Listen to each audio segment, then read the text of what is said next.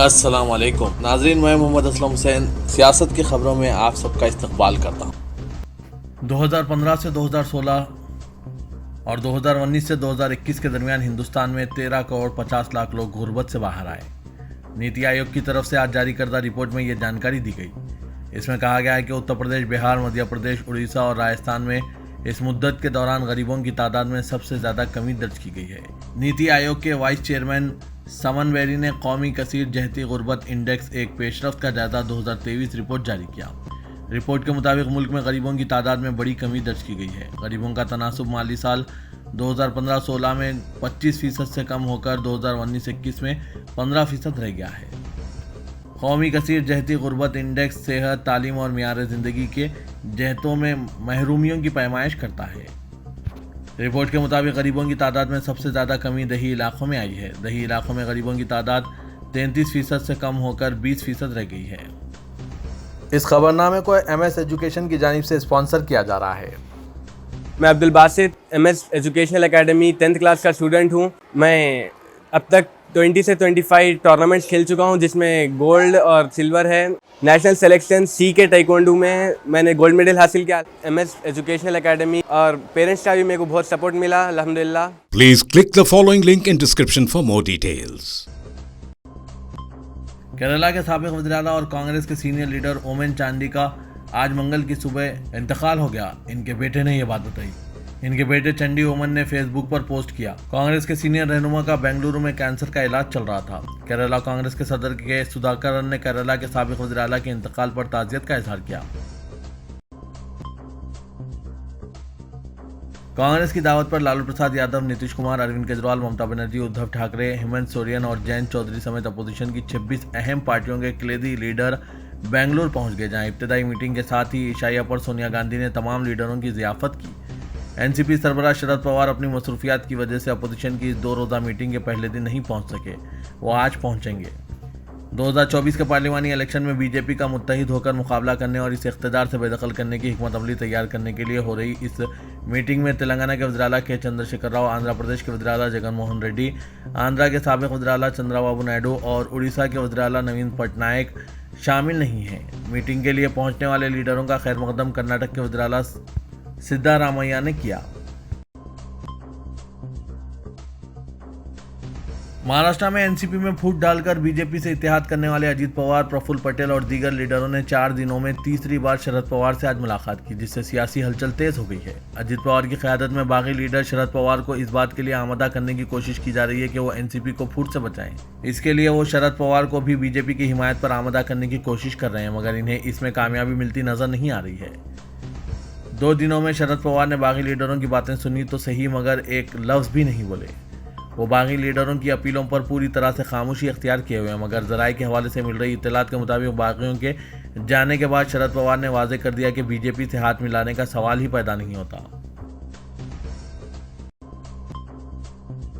सब्जी तरकारियों की महंगाई के लिए मुसलमान ताजिरों को मौरद इल्ज़ाम ठहराने पर आसाम के वज़ीर-ए-आला हिमंता बिस्वा शर्मा के खिलाफ राज्यसभा के एक आज़ाद रुकन ने पुलिस में शिकायत दर्ज कराई है। साथ ही तृणमूल कांग्रेस की आसाम इकाई ने chief justice of India DY Chandrachud को मकतूब लिखकर मुसलमानों के खिलाफ वज़ीर-ए-आला की नफरत अंगेज़ी की शिकायत की और अदालती कार्रवाई की मांग की। बिस्वा शर्मा ने आसाम में सब्जी तरकारी की महंगाई के लिए मुसलमानों को सिर्फ जिम्मेदार ही नहीं ठहराया, बल्कि दीगर आसामी शहरियों को इनके खिलाफ उकसाने की भी कोशिश की। उन्होंने कहा था कि मैं गुवाहाटी के तमाम फुटपाथ यानी मुस्लिम ताजिरों से साफ करा दूंगा। आसामी अवाम आगे आएँ और अपना कारोबार शुरू करें। रियासत कर्नाटक के रायचूर जिले में इस्लाम मुखालिफ सोशल मीडिया पोस्ट की वजह से हालात खराब हो गए, जिसके बाद पुलिस हरकत में आ गई। पुलिस के मुताबिक कुछ बरहम नौजवानों ने एक मंदिर में दाखिल होने की कोशिश की। पुलिस ने 4 अफराद को गिरफ्तार किया है, जिनकी शिनाख्त अकबर, शमीद, ताजुद्दीन और समीर के तौर पर हुई है।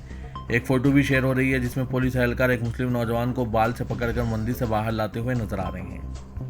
इत्तलात के मुताबिक कर्नाटक के जिला रायचूर में इस्लाम के ताल्लुक से एक सोशल मीडिया पोस्ट पर 2 मुख्तलिफ मज़ाहिब के मानने वालों में टकराव हो गया। सूरत हाल पर काबू पाने पुलिस फौरी वहां पहुंच गई। पुलिस के बमुजीब मुसलमानों के एक ग्रुप ने हिंदू मंदिर में घुसने की कोशिश की। वाक़या जिला रायचूर के तालुका सिंधुनूर में बंगाली कैंप के करीब पेश आया। एक नौजवान औरत के सोशल मीडिया अकाउंट से इस्लाम के ताल्लुक से मुबैना मुतनाज़ा पोस्ट वायरल होने के बाद मुसलमानों के एक ग्रुप ने इलाके के हिंदुओं से इस पर एतराज़ जताया, जिस पर दोनों फिरकों में बहस व तकरार हुई, जिसके बाद हालात कशीदा हो गए। दोनों ग्रुप एक दूसरे से मुतसादिम हो गए।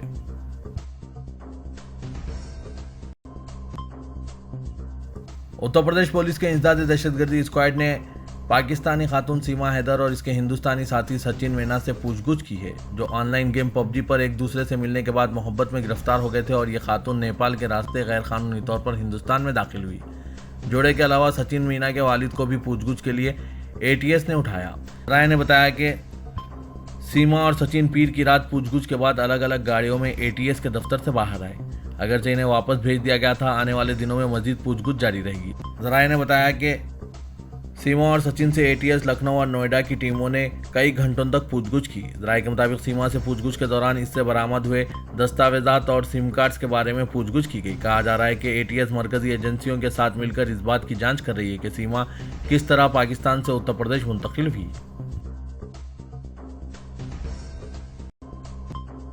मुल्क में टमाटरों की आसमान छूती कीमतों के बीच पुणे के एक किसान ने टमाटर फरोख्त करके 2 करोड़ 80 लाख रुपए कमाने का दावा किया है। पुणे के जन्नर तालुका से ताल्लुक़ रखने वाले 36 साल ऐश्वर गायकार और इनकी अहलिया को उम्मीद है कि इनकी आमदनी बढ़कर 3 करोड़ 50 लाख तक पहुंच जाएगी, क्योंकि अभी खेत में कम ओबेश 4000 क्रेट टमाटर बचे हुए हैं। ऐश्वर गायकार को करोड़पति बना देने वाली टमाटर की यह फसल इनकी साल भर की मेहनत का नतीजा है। वो बताते हैं कि ये मैंने एक दिन में नहीं कमाया है। अपनी 12 एकड़ ज़मीन पर गुज़िश्ता 6 से 7 साल से टमाटर की फसल बो रहा हूँ। कई बार खसारा भी उठाया है, मगर हिम्मत नहीं हारी। 2021 में मुझे 18 से 20 लाख का नुकसान हुआ था, मगर मैंने टमाटर उगाना नहीं छोड़ा। इस साल गैर मामूली मुनाफे पर गुफ्तगू करते हुए गायकार ने बताया कि इस साल भी मैंने 12 एकड़ ज़मीन पर टमाटर की फसल लगाई थी। अब तक मैं 17,000 क्रेट टमाटर 770 से 2,311 रुपये फी क्रेट की कीमत पर पहुंच चुका हूं, जिससे 2 करोड़ 80 लाख की आमदनी हुई।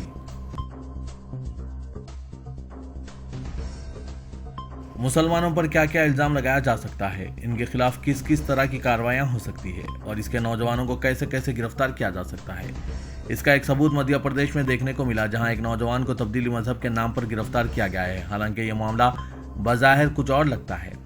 बहरहाल इस गिरफ्तारी की इत्तला रियासती वज़ीर दाखिला निरुत्तम मिश्रा ने दी। उन्होंने कहा कि तब्दीली मजहब की जहनीत को रियासत में कुचल दिया जाएगा। मीडिया से गुफ्तगू के दौरान डॉक्टर मिश्रा ने बताया कि तब्दीली मजहब का यह मामला कुछ अरसे से चल रहा था। एक खातून है जो इलियास नामी एक आदमी के साथ रहती थी। का एक 8 साल का बच्चा है जो जैन खानदान का है, लेकिन वो इस बच्चे का मजहब तब्दील करने की कोशिश कर रहा था। उन्होंने कहा कि इलियास को आज़ादी मजहब समेत दीगर दफात के तहत गिरफ्तार कर लिया गया। इंदौर पुलिस के मुताबिक राजस्थान के एक जैन खानदान से ताल्लुक़ रखने वाले इस बच्चे की मां प्रार्थना कुछ महीनों से मुलजिम के साथ रह रही थी। बच्चे के वालिद महेश कुमार को जब इस बात का इल्म हुआ तो इसने इस सिलसिले में FIR दर्ज कराई। पुलिस का कहना है कि फरियादी नौजवान 2018 में किसी तकरीब के सिलसिले में अपनी बीवी और बच्चे के साथ अपनी ससुराल शाहजहाँपुर आया था, जहां से इसकी बीवी और बच्चा दोनों लापता हो गए थे। इसका कहना है कि अभी हाल ही में किसी रिश्तेदार के जरिए मालूम हुआ है कि इसकी बीवी प्रार्थना इलियास कुरैशी नामी एक नौजवान के साथ रह रही है, जहाँ इसके बच्चे का मजहब भी तब्दील करा दिया गया है। इसका इल्म होने पर इसने FIR दर्ज करवाई है। रियासत उत्तर प्रदेश में नमाज जुमा के मौके पर एक मस्जिद के बाहरी इलाके में नमाज की अदायगी की वीडियो वायरल हुई। यह वाक़या जिला मुजफ्फरनगर की मस्जिद रहमान के रूबरू पेश आया। वीडियो वायरल होने के बाद हिंदू तंजीमों ने शदीद एहतजाज किया। इस एहतजाज के पेश नज़र पुलिस ने हरकत में आते हुए मस्जिद के इमाम को गिरफ्तार करते हुए दीगर 25 अफराद के खिलाफ मुकदमा दर्ज करते हुए CCTV कैमरों की मदद से इनकी शिनाख्त करते हुए गिरफ्तार करने की कोशिश की जा रही है। जिले के additional superintendent police Vikram Singh ने बताया कि मस्जिद रहमान के पेश इमाम मौलाना नसीम को ताज़रात हिंद की दफ़ा 341 के तहत गिरफ्तार करते हुए दीगर 25 अफराद के खिलाफ भी मुकदमा दर्ज कर लिया गया है। उन्होंने बताया कि वीडियो गुज़िश्ता जुम्मे का है, जब नमाज जुमा अदा की जा रही थी। इस मामले में पुलिस के मुजिब इतवार को मस्जिद के बाहर सड़क पर नमाज अदा करने की वीडियो वायरल हुई थी, जिसके बाद कार्रवाई की गई। हालांकि सोशल मीडिया पर कई एक वीडियोस वायरल हो रहे हैं जिसमें उत्तर प्रदेश में कांवड़ यात्रा के दौरान सड़कों पर मजहबी रसूमात अंजाम दिए जा रहे हैं, लेकिन पुलिस सिर्फ नमाजियों के खिलाफ कार्रवाई कर रही है। नाज़रीन, सब पर आपकी क्या राय है, कमेंट के जरिए ज़रूर बताइएगा। रियासत तेलंगाना में अक़लियती तलबा को scholarship fees reimbursement, overseas scholarship, नौजवानों को खर्च पर मबनी सब्सिडी की फराहमी, ऐमा व मस्जिदीन के एजाजिया और दीगर स्कीमात के लिए हुकूमत के पास फंड्स मौजूद नहीं हैं। लेकिन तेलंगाना हज कमेटी में एग्जीक्यूटिव ऑफिसर के चैम्बर की तैयारी पर तकरीबन 20 लाख रुपए खर्च किए गए और बिल्स को जारी कर दिया गया। बताया जा रहा है कि 9 अलहदा फर्जी इदारों के नाम पर मुख्तलिफ कामों के बिल्स तैयार किए गए और इन तमाम के पसपर्दा अहदेदारों से कुर्बत रखने वाले अफराद कारफरमा हैं। मजमूई तौर पर 19,80,454 रुपये खर्च से सिर्फ एक चैम्बर तैयार किया गया, जब हुकूमत के क़वायद के मुताबिक 1 लाख से ज़ायद के कामों के लिए टेंडर तलब किया जाना चाहिए। मखसूस अफराद को फ़ायदा पहुँचाने चैम्बर की तजयनों का काम नॉमिनेशन की बुनियाद पर दिया गया, जो क़वायद की सरी खिलाफ वर्जी है। एक अहदेदार के चैम्बर में 19 लाख रुपये के खर्च से पुरतईश और सहूलतों की फराहमी बास हैरत है, जबकि ये अहदेदार शायद ही चैम्बर में मौजूद रहते हैं। बताया जा रहा है कि सेक्रेटरीट में चीफ मिनिस्टर KCR के चैम्बर में जो सहूलतें फराहम की गई है, इसका खर्च भी शायद 20 लाख रुपए नहीं हुआ होगा। हज कमेटी के एग्जीक्यूटिव ऑफिसर जो तेलंगाना अक़लियती अक़ामती स्कूल सोसाइटी के सेक्रेटरी हैं, वो ज़्यादातर काम हज हाउस के बजाय टेमरीज दफ्तर से अंजाम देते हैं। तेलंगाना के गवर्नर डॉक्टर T. सोंदरराजन ने मरकज़ की जानिब से मुजव्वज़ा यकसा सिविल कोड के निफाज की तायद की है। इनका कहना है कि इस फैसले से मुल्क में ख़वातीन को बाइख्तियार बनाने में मदद मिलेगी। मीडिया के नुमाइंदों से बात करते हुए गवर्नर ने कहा कि वज़ीर-ए-आज़म नरेंद्र मोदी ने पार्लियामेंट में वाज़ेह कर दिया है कि मुल्क में हर शख्स के लिए अलहदा कानून नहीं चल सकता। अगर 4 या 5 भाई हों तो हर एक के लिए अलग कानून बनाया नहीं जा सकता। गवर्नर ने कहा कि तलाक़ सलासा की बर्खास्तगी का मुस्लिम ख़वातीन की जानिब से खैर मक़दम किया जा रहा है। उन्होंने 90 साल कबल यूरोप में तलाक़ सलासा को ख़त्म करने के फैसले का हवाला दिया और कहा कि सियासी वजूहात के नतीजे में हिंदुस्तान में ताख़ीर हुई है। उन्होंने कहा कि मुस्लिम ख़वातीन फैसले से खुश हैं। गवर्नर के मुताबिक यकसा सिविल कोड से न सिर्फ हर हिंदुस्तानी बल्कि हर खातून को मदद मिलेगी, लिहाजा मैं यकसा सिविल कोड की भरपूर तायद करती हूँ। सदर प्रदेश कांग्रेस रेवंत रेड्डी ने ज़रई शोबे को 24 घंटे मुफ्त बरक़ी सरबराही के मसले पर वज़ीर इंफॉर्मेशन टेक्नोलॉजी KT रामाराव के खुले मबाहस के चैलेंज को कबूल करते हुए मुतालबा किया कि मबाहस के मुकाम और वक्त का KTR तयन करें। मीडिया के नुमाइंदों से बात करते हुए रेवंत रेड्डी ने कहा कि ज़रई शोबे को 24 घंटे बरक़ी की अदम सरबराही साबित करने के लिए कांग्रेस पार्टी तैयार है। मबाहस के सिलसिले में KTR को वक्त और मुकाम का तयन करना चाहिए। उन्होंने कहा कि बरक़ी सब स्टेशनों के रिकॉर्ड से साबित होता है कि किसी भी ज़िले में 24 घंटे सरबराही नहीं है। रुकने पार्लियामेंट हैदराबाद असदुद्दीन ओवैसी ने कहा कि बीजेपी को शिकस्त देने के लिए बेंगलुरु में अपोजिशन जमातों का इजलास मुनक़िद करने वालों का अजीब गुरूर है। वो जिसको नहीं बुलाना चाहते बीजेपी की बी टीम करार दे देते हैं, जबकि इनके साथ में इजलास में जो लोग बैठे हुए हैं वो माजी में बीजेपी के साथ रह चुके हैं। बेंगलुरु में चौधरियों का जो इजलास जारी है, ये लोग यकसा सिविल कोड के बारे में एक लफ्ज़ नहीं बोलते। ओवैसी ने कहा कि नरेंद्र मोदी UCC लाने की बात करते हैं तो ये लोग इसके खिलाफ एक लफ्ज़ जाहिर नहीं करते। इन लोगों के पास सर्टिफिकेट तकसीम करने की ऐसी मशीन है जिसके ज़रिए कोई भी सेकुलर कम्युनल हो जाता है। दूसरों के पास ऐसी मशीन है कि इनकी मुखालिफत करने पर एंटी नेशनल बना दिया जाता है।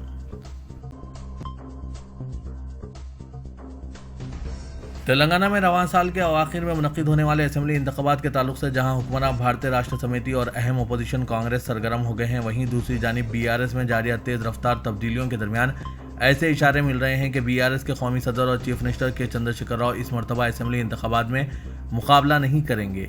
इसके बजाय वो समझा जाता है कि रियासत की भागदौड़ अपने एकलौते फर्जंद और कारगुजार सदर पार्टी तारक रामाराव को सौंप सकते हैं। BRS के एक ज़राए ने बताया कि TRS को BRS में तब्दील करने का मकसद और मंशा भी यही है कि चंद्रशेखर राव तेलंगाना के बजाय कौमी सियासत में सरगर्म रहें और वो हो सकता है कि असेंबली इंतख़ाबात के बजाय लोकसभा इंतख़ाबात में मुकाबला करें।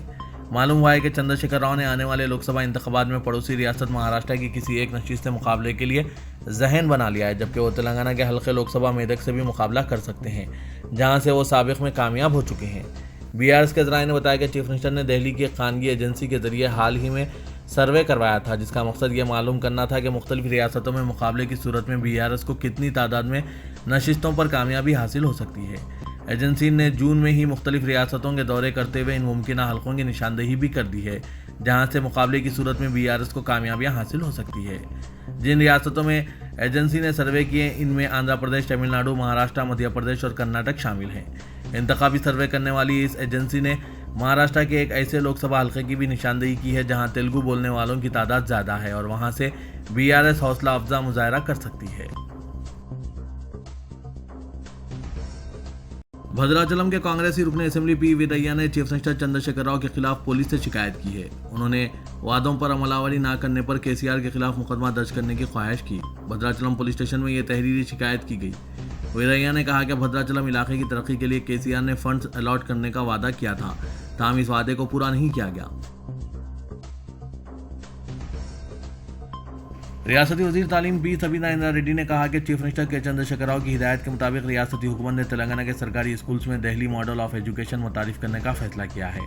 आज दिल्ली मॉडल ऑफ एजुकेशन को तेलंगाना के सरकारी स्कूल्स में शुरू करने के लिए वजीर तालीम ने अहदेदारों के साथ आला सतही जायजा इजलास तलब किया ताकि लाहिया अमल तैयार किया जा सके। उन्होंने कहा कि जारी तालीमी साल के दौरान हर जिले से एक स्कूल का इंतखाब करते हुए 6वीं और 7वीं जमात के तलबा के लिए दिल्ली मॉडल ऑफ एजुकेशन पर अमल किया जाएगा। रियासत तेलंगाना में हालात खराब करने के लिए एक मुतनाज़ा फिल्म बनाई जा रही है जिसका नाम रज़ाकार है, जिसे हैदराबाद की खामोश नस्लकशी का नाम दिया गया है, जिसका पोस्टर लॉन्च होने के चंद दिन बाद मजलिस बचाओ तहरीक यानी एमबीटी ने फिल्म पर पाबंदी का मुतालबा किया। एक बयान में एमबीटी के तर्जुमान अमजदुल्ला खान खालिद ने कहा कि फिल्म रज़ाकार मस्कशुदा तारीख और परस्ती पर मबनी है और लोगों में नफरत को हवा देने की सलाहियत रखती है।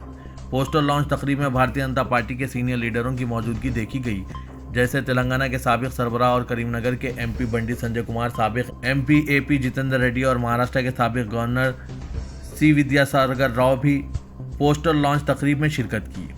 रियासत तेलंगाना में जारिया साल इंतखाबात के पेश नज़र इस तरह की फिल्म बनाई जा रही है ताकि मुसलमानों के खिलाफ मजीद नफरत को बढ़ावा दिया जा सके। अमजदुल्ला खान खालिद ने तेलंगाना के वज़ीर आला के चंद्रशेखर राव और सेंसर बोर्ड से फौरी मुतालबा किया कि इस फिल्म पर पाबंदी लगाई जाए।